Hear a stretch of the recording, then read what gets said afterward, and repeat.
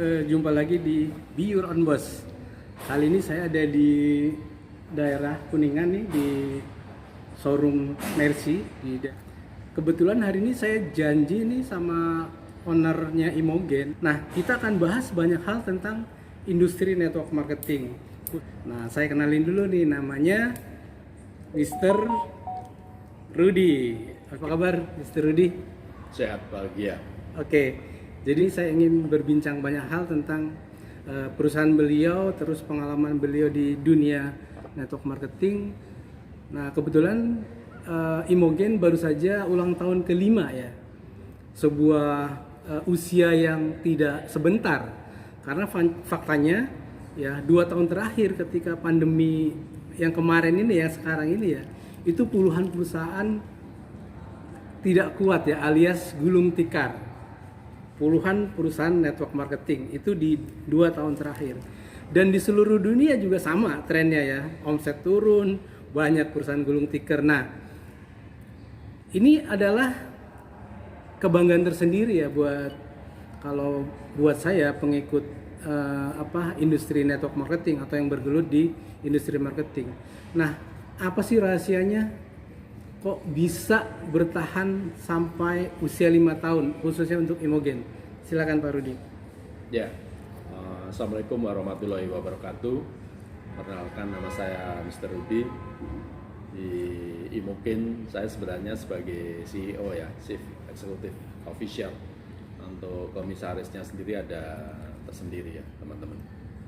Mengenai industri bisnis MLM, kalau dulu saya pertama kali menjalankan bisnis MLM atau network marketing, itu kita itu memang diajarkan seperti semi sales ya teman-teman. Kita harus tiap hari ketemu orang, kita harus belajar ketuk pintu, door to door, kita harus home sharing, pertemuan di rumah.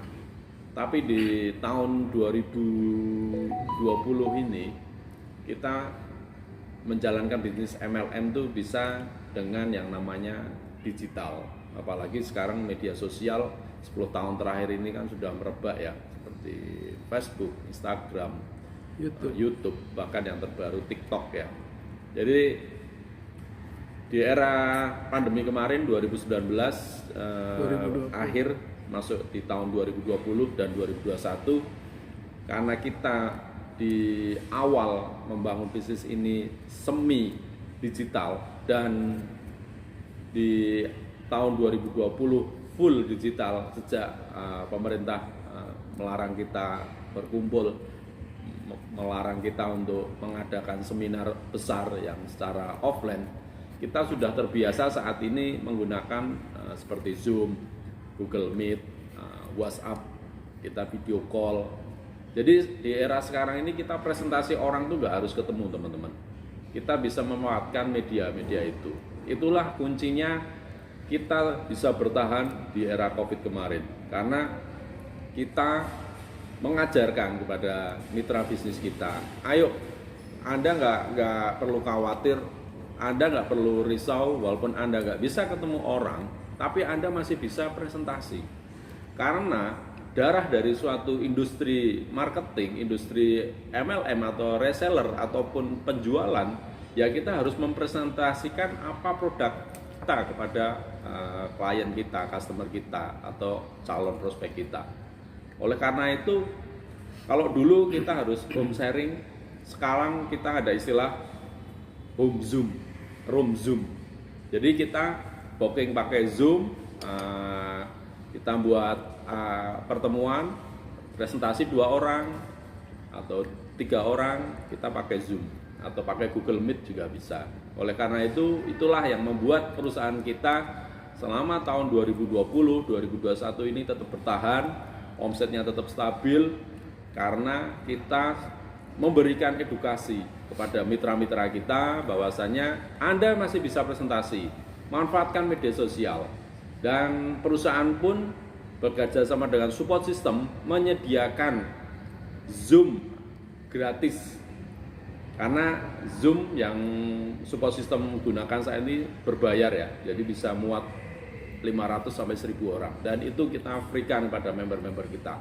Barang siapa yang mau presentasi silakan, kita kasih gratis, dan itu benar-benar dimanfaatkan oleh mitra-mitra bisnis kita. Mereka booking Zoom untuk mereka presentasiin ke timnya, baik itu training ataupun mungkin BOP online lah, Business Opportunity Program secara online. Itu sementara. Oke, Imogen baru saja merayakan ulang tahun kelima yang tadi saya singgung sebagai lewati masa kritis untuk sebuah perusahaan network marketing ya, dimanapun di seluruh dunia. Karena ternyata banyak ya yang perusahaan usianya cuma setahun, 2 tahun, 3 tahun, setelah itu gulung tikar gitu. Jadi tell us the 5 anniversary, di mana, kapan, apa aja acaranya, berapa jumlah pesertanya dari seluruh Indonesia. Oke, kita ulang tahun anniversary yang kelima kemarin di Kota Makassar, pesertanya lebih dari 1000 orang. Alhamdulillahnya waktu itu zona merah juga di Makassar, tapi karena kita sudah mengantongi izin untuk buat acara, walaupun harus dengan protokol kesehatan yang ketat, seperti kita nggak boleh foto, nggak boleh siaran langsung, tapi kita acara tetap berjalan, dan pesertanya dari seluruh Indonesia, kebanyakan dari Indonesia Timur ya teman-teman. Dan di 5 tahun industri MLM Imogen, kita memang sudah mengalami pasang surut, banyak drama, banyak kejadian yang membuat bisnis kita ibaratnya naik turun. Tapi kita tahu bahwasanya inti dari sebuah industri MLM itu adalah di presentasi. Jadi kita terus bergerak, karena saya sebagai CEO pun masih terus bergerak. Kita melakukan lobby-lobby, kita membuat jadwal teratur. Seperti saat ini di awal bulan kita selalu informasikan ke leader-leader tentang program kerja. Kita tanyain, nanti kita buatin flyer-flyernya program kerja. Bahkan kalau acara-acara yang lebih dari 50 orang, biasanya kita buatin video-video teaser, video promo ya, seperti itu. Dan kita juga membuat majalah teman-teman. Jadi teman-teman yang sudah berhasil kita edifikasi, kita branding personal brandnya di majalah seperti ini. Dan majalah ini adalah terbitan yang ketiga. Jadi kita tiap tahun selalu buat majalah. Bahkan di tahun yang kelima ini, bagi para penerima reward motor, mereka sudah punya hak juga untuk masuk di majalah ini. Kalau dulu yang boleh masuk majalah ini adalah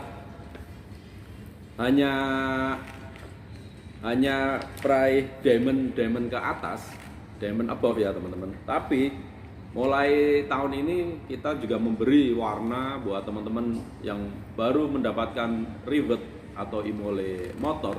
Mereka punya hak juga untuk masuk majalah. Ini adalah sarana edifikasi yang sangat luar biasa. Karena kadang kalau kita presentasi, ketemu orang, mereka tanya, mana buktinya?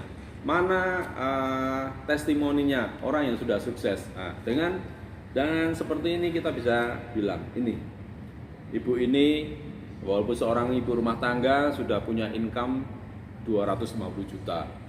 Ini bapak ini di sela-sela pekerjaan utamanya beliau sudah dapat 18 handphone, 4 sepeda motor, wisata religi, 2 aila, dan total income-nya lebih dari 500 juta. Ini yang bisa kita share. Makanya majalah ini sangat luar biasa.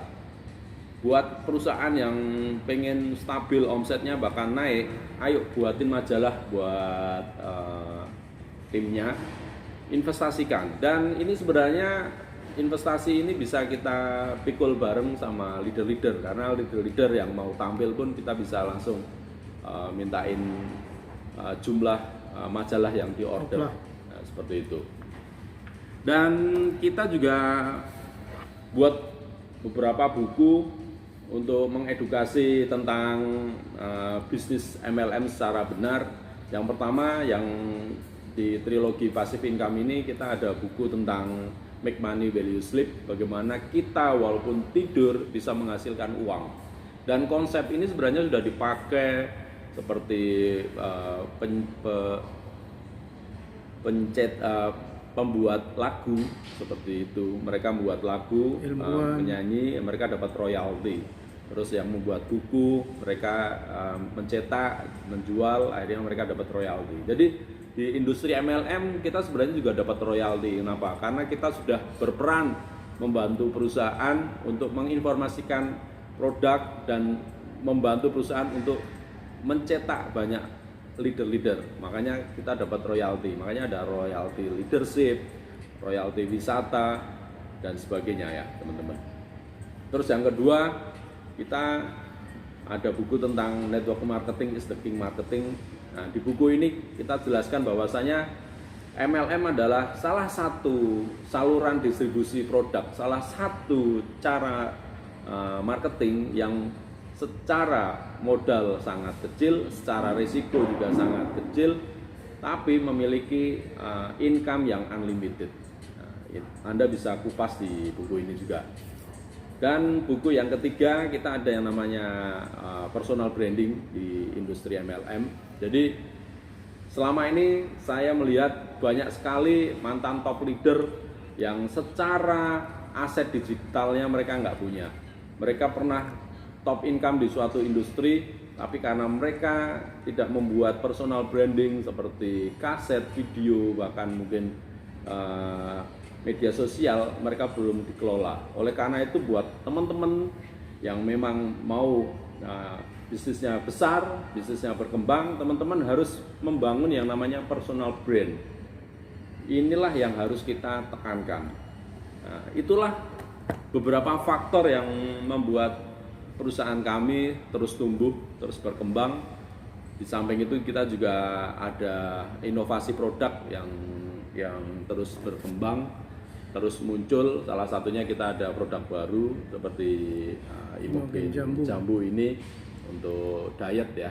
Jadi kita tiap bulan, tiap 3 bulan sekali targetnya ada produk baru yang kita launching ya teman-teman. Karena memang kita tahu launching produk itu sarana untuk ngebrak baru omset. Karena kita tahu produk-produk yang sudah siklusnya turun bisa jadi kita discontinue, tapi kan kita juga harus nyari lagi produk baru yang bisa punya daya gebrak untuk omset. Jadi buat teman-teman itu sekilas mengapa perusahaan kami terus berkembang, terus maju. Salah satunya yang kita ulangi lagi. Yang pertama, perusahaan kami komitmen membuat produk inovasi, bahkan target kita 3 bulan sekali launching produk. Terus yang kedua, kita selalu edifikasi tentang leader-leader kita, tentang orang-orang yang sudah sukses dengan majalah ini ya, jadi teman. Terus yang ketiga, kita ada support system yang membantu para leader untuk berkembang, dan kita pun juga mencetak buku-buku untuk nutrisi pikiran, otak dari leader-leader MLM kita. Investasi layar ke atas. Ya, investasi layar ke atas. Dan kita juga buat training-training baik offline ataupun online. Kita juga bekerja sama dengan beberapa sekolah bisnis yang lain. Jadi kita kolaborasi dan kita juga ajarkan bisnis secara digital. Makanya kita juga ada platform digital network marketing. Ini sebenarnya sebagai edukasi juga. Kita pengen gabungin konsep digital marketing dan konsep network marketing.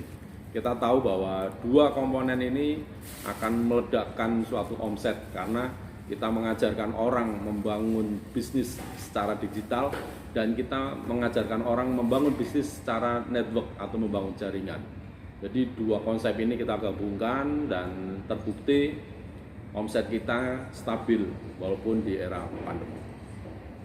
Terima kasih. Oke, kalau kita baca businessforhome.org, ini adalah aplikasi atau website yang bermarkas di Belanda yang khusus mengupas tentang industri network marketing dan fakta dan figur networker di seluruh dunia.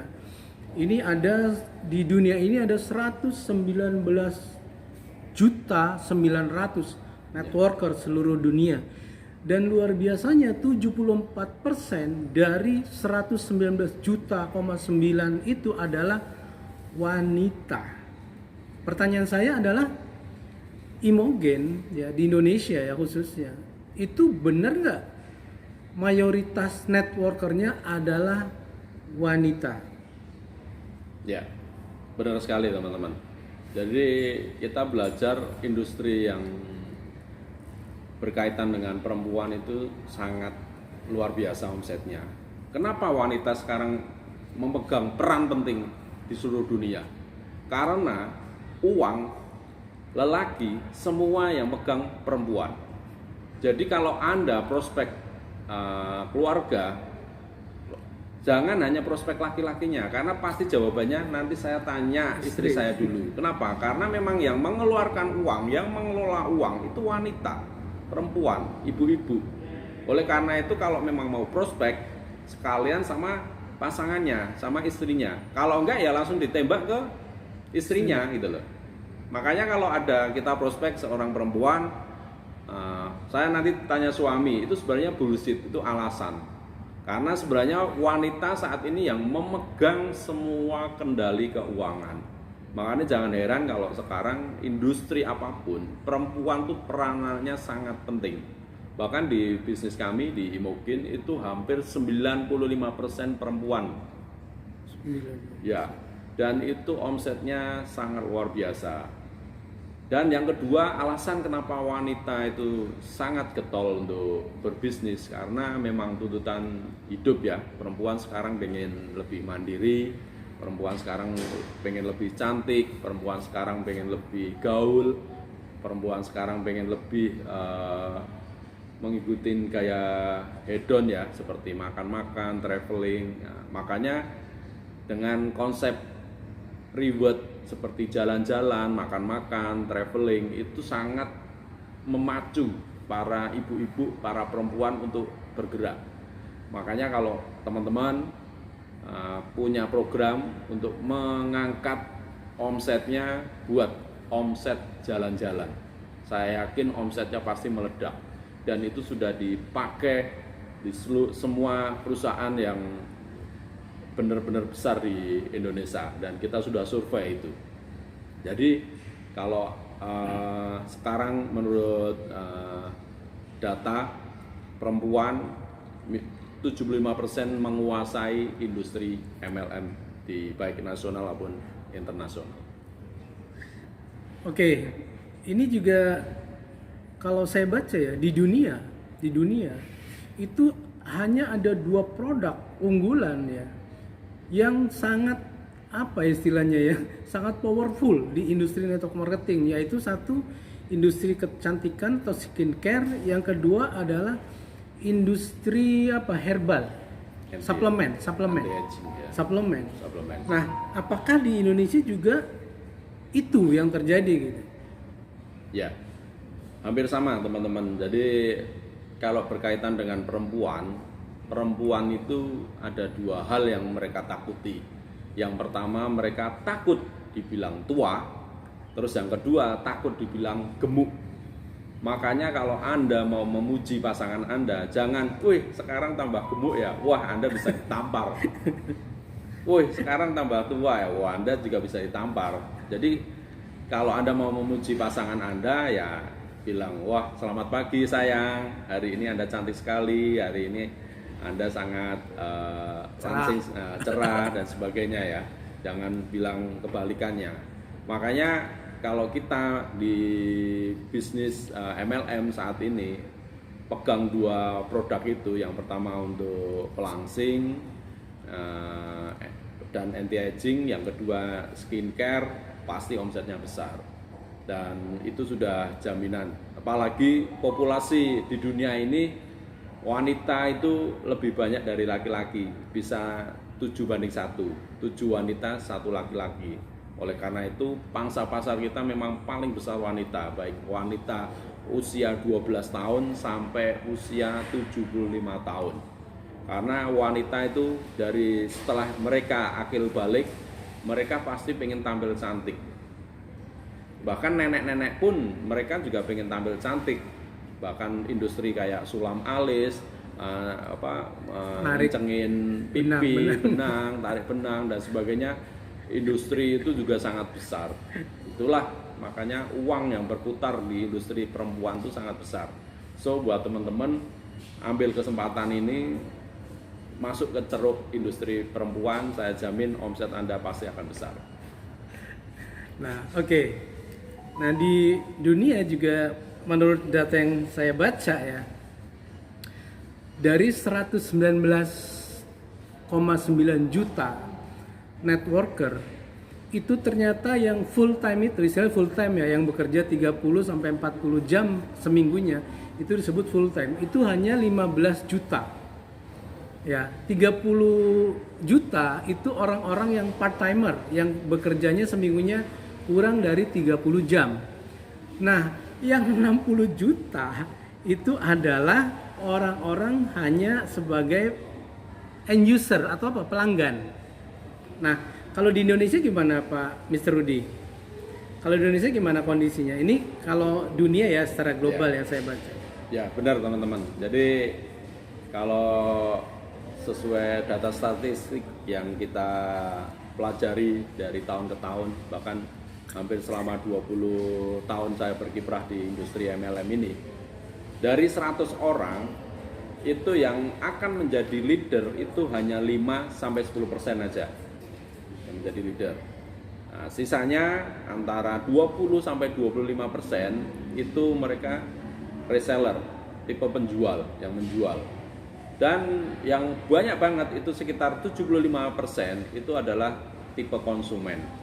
Makanya kalau data tadi sangat relevan karena memang orang-orang yang benar-benar fokus, orang yang benar-benar membangun bisnis ini secara profesional itu hanya 5-10%. Jadi buat teman-teman pelaku industri MLM ataupun industri reseller, jangan berharap seluruh organisasi bisnis Anda bisa tumbuh menjadi leader, nggak bisa. Jangan harap orang yang tipe konsumen mereka kita paksa-paksa untuk menjadi leader, nggak bisa. Karena memang datanya seperti itu. Jadi saya ulangi, data yang kita punya 5-10% itu tipe yang leader, mereka yang benar-benar full time membangun bisnis ini lebih dari 30 jam per minggunya. Terus antara 20-25% itu orang-orang yang ikut-ikutan jualan dan sebagainya. Itu yang ibaratnya per minggu sekitar 10-15 jam. Kebanyakan 75% ya mereka tipe konsumen. Mereka join MLM hanya pengen mendapatkan kartu diskon, pengen mendapatkan fasilitas lebih, mereka jadi member dan mereka hanya full menjadi seorang konsumen saja. Mereka tidak tertarik untuk membangun bisnisnya. Seperti itu. Oke. Nah, sehubungan dengan ini ya, dengan angka-angka tadi ya, hanya 15 juta saja dari 119,9 juta orang di dunia yang serius ya, yang full time. Ini menyangkut tentang turnover membership di suatu perusahaan tertentu gitu. Nah, di dunia manapun ternyata sama gitu. Turnovernya tinggi di setiap perusahaan. Banyak sekali networker yang jadi kutu loncat istilah sekarang. Hari ini di sini, besok di tempat lain, besok lagi di mana gitu. Dan itu kebanyakan orang-orang yang pengalamannya mungkin sudah 5-10 tahun gitu. Mungkin kita bisa menyebutnya leader-leader mediocre gitu, yang leader-leader yang belum belum matur ya. Belum dewasa gitu, atau belum paripurna gitu. Nah, ini gimana nih? Kalau saya lihat kan kalau Imogen sudah punya DNM ya. Itu yang mengantisipasi atau dengan personal branding ya, sehingga turnover tidak terlalu tinggi gitu. Nah, apakah relevansinya antara personal branding dengan turnover tadi, Mr. Rudy? Ya, jadi banyak leader yang mereka disebut kutu loncat itu sebenarnya ya angkanya yang 20%-an itu teman-teman. Karena kalau memang mereka benar-benar seorang profesional, mereka tahu lah membangun bisnis itu tidak seperti membalik tangan ya. Hari ini join langsung membernya ribuan, nggak bisa. Dan kita tahu bahwa membangun personal branding itu sangatlah penting. Makanya di industri MLM yang benar kita selalu menekankan bahwasanya teman-teman tuh harus fokus di satu perusahaan. Makanya fokus itu adalah FOCUS. F follow, O one, C itu company, U until as success. Follow one company until success. Anda nggak akan bisa menjadi top income, top leader jika Anda pindah-pindah perusahaan, pindah-pindah MLM. Oleh karena itu kita selalu mengajarkan seorang network builder membangun personal brandnya. Karena dengan personal brand yang kuat, mereka akan mempunyai bisnis yang besar dan memiliki omset yang sangat besar. Dan saya yakin kalau bisnisnya besar, omsetnya besar, bonusnya juga besar. Jadi menghadapi leader-leader yang tipe kutu loncat, kalau buat kami itu sudah hal yang wajar dan itu sudah bisa diprediksi dari awal. Karena rata-rata yang kutu loncat itu mereka memang pola pikirnya mereka ingin penghasilan cepat, instan, tapi mereka tidak mau membangun aset. Ingat teman-teman, bisnis yang besar itu pasti membangun aset, baik itu aset digital ataupun aset manusia. Dan salah satu yang membuat bisnis kita besar adalah aset manusia, yaitu downline kita yang kita terus pupuk, kita edukasi dan kita training setiap saat, setiap hari. Oke, di Indonesia 2019 itu omset perusahaan network marketing itu 14,7 triliun. 2020 menurut data omsetnya naik menjadi 16,3 triliun. So, kalau dari segi omset ini angka yang cukup besar. Tapi kenapa ya di telinga umum itu, di mata umum, di orang awam itu masih melihat industri ini sebagai industri yang tidak nyata? Apa kira-kira alasan yang mendasari itu, Mr. Rudy? Ya, kita sadarlah di bisnis MLM atau network marketing ada salah satu hal yang membuat orang itu kurang nyaman. Kenapa? Di awal di MLM itu semua orang bisa masuk, baik itu dari pejabat bahkan sampai tukang parkir, tukang sapu, mereka bisa masuk MLM. Beda dengan industri asuransi. Di asuransi di Indonesia khususnya mereka ada yang namanya AAJI. Seorang agent boleh memasarkan produk asuransi jika mereka sudah lulus training dan memiliki sertifikat. Itulah yang tidak dipunyai oleh para networker, pembangun jaringan di MLM. Mereka di awal join MLM jalan, setelah itu karena banyak kendala dan masalah akhirnya mereka berhenti. Itulah yang membuat nama bisnis MLM itu jelek di masyarakat. Itu yang pertama, karena kita nggak ada sertifikasi agentnya atau sertifikasi membernya. Coba kalau dari awal pemerintah juga membuat ataupun asosiasi baik APLI atau AP2LI membuat yang namanya sertifikasi khusus networker. Saya yakin seorang networker mereka akan bekerja, mereka akan membangun bisnis secara profesional karena mereka punya yang namanya kartu sertifikat. Itu yang pertama. Yang kedua, secara industri MLM memang masih dipandang rendah sama pemerintah karena memang pemerintah masih tereforia ya sama industri seperti kreatif, industri makanan, jasa, bahkan mungkin industri perfilman. Walaupun sebenarnya sejatinya mereka tahu bahwasanya industri MLM itu sangat tinggi, tapi ya memang antara pemerintah Indonesia itu memang masih harus kita kasih edukasi.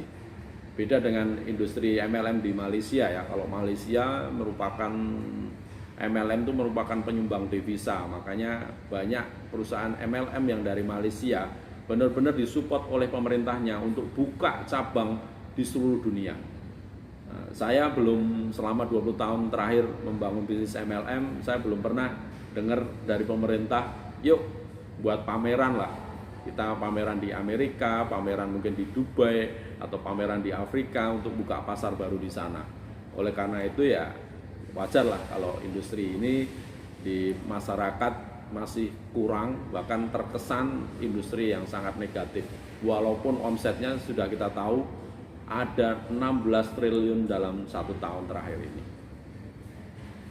Oke, nah menyambung yang tadi ya soal apa istilahnya membership protection kalau saya istilahkan ya.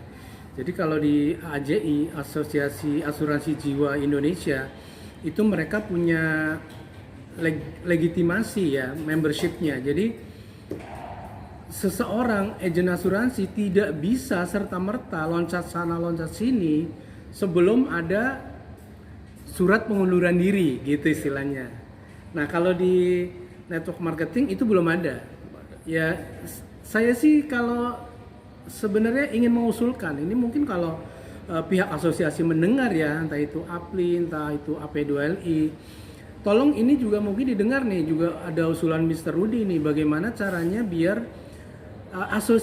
asosiasi penjualan langsung ini juga menaungi membernya gitu, bukan hanya perusahaannya. Karena apa? Perusahaan tanpa member juga nonsen, bullshit gitu. Kan nggak bisa juga kalau perusahaan nggak ada membernya gitu. Jadi ya mudah-mudahan asosiasi mendengar gitu, bagaimana caranya mereka juga mengayomi member dari perusahaan network marketing agar selaras gitu antara omset yang diciptakan sama perusahaan dengan kemajuan dari member-member itu sendiri. Gimana Mr. Rudy? Ya, itu adalah salah satu cita-cita saya dari dulu dong, teman-teman. Saya pengen industri MLM ini menjadi industri yang sangat profesional. Makanya saya sampai mencetak beberapa buku ya. Bahkan kita juga akan mencetak buku yang keempat tentang beberapa 17 hoax bisnis MLM itu yang akan kita cetak.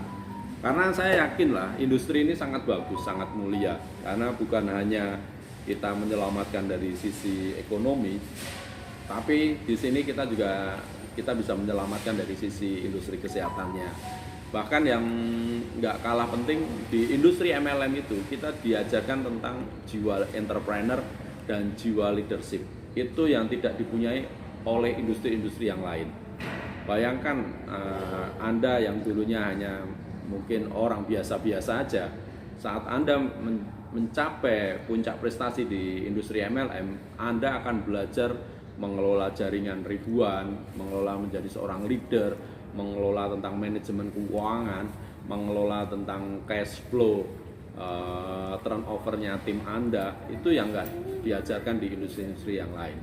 So harapan kami buat pemerintah, buat asosiasi, ayo kita buat seperti sertifikasi untuk networker, jadi turnovernya bisa kita turunkan, dan kita yakin lah di Indonesia itu masih ada 250 juta penduduk yang bisa kita rekrut untuk menjalankan industri ini.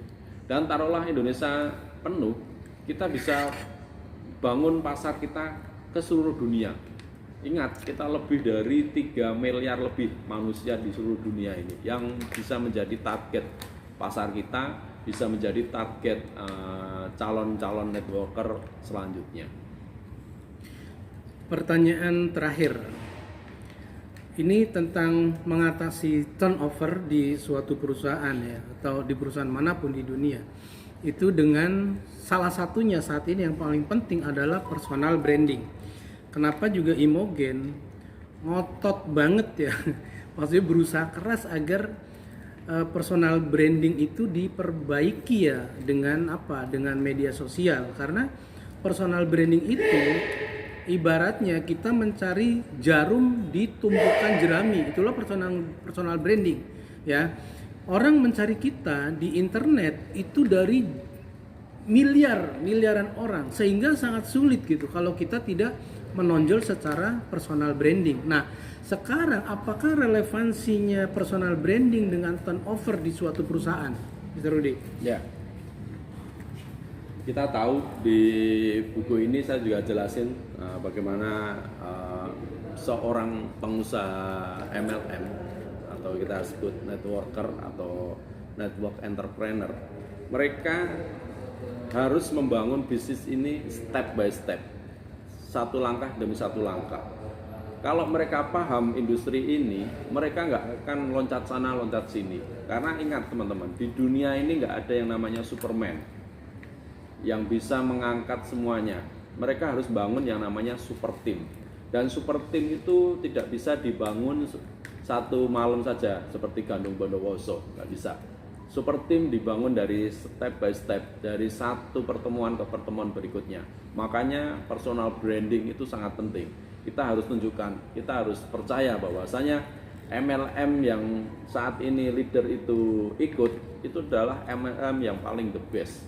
Ya, jadi leader yang sekarang menjalankan suatu MLM, Anda harus yakin perusahaan Anda adalah perusahaan yang paling benar, perusahaan yang paling top. Yakinlah, karena semua perusahaan pasti the best. Mereka mengeluarkan produk yang bagus, mengeluarkan plan yang paling bagus, dan mengeluarkan reward yang paling bagus. Jadi buat teman-teman, ayo bangun bisnis dari step by step, dari selangkah demi selangkah, bangun personal branding Anda, dan buatlah leader Anda majalah, biar mereka juga yakin bahwasanya mereka dihargai juga.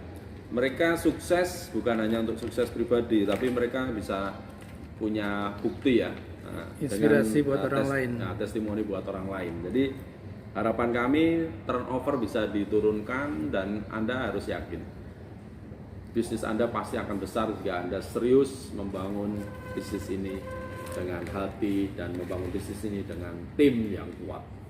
Seperti itu. Oke. Terima kasih Pak Rudi waktunya. Ini adalah percakapan yang cukup panjang. Mudah-mudahan ini bermanfaat buat teman-teman ya, khususnya yang berkecimpung di industri network marketing.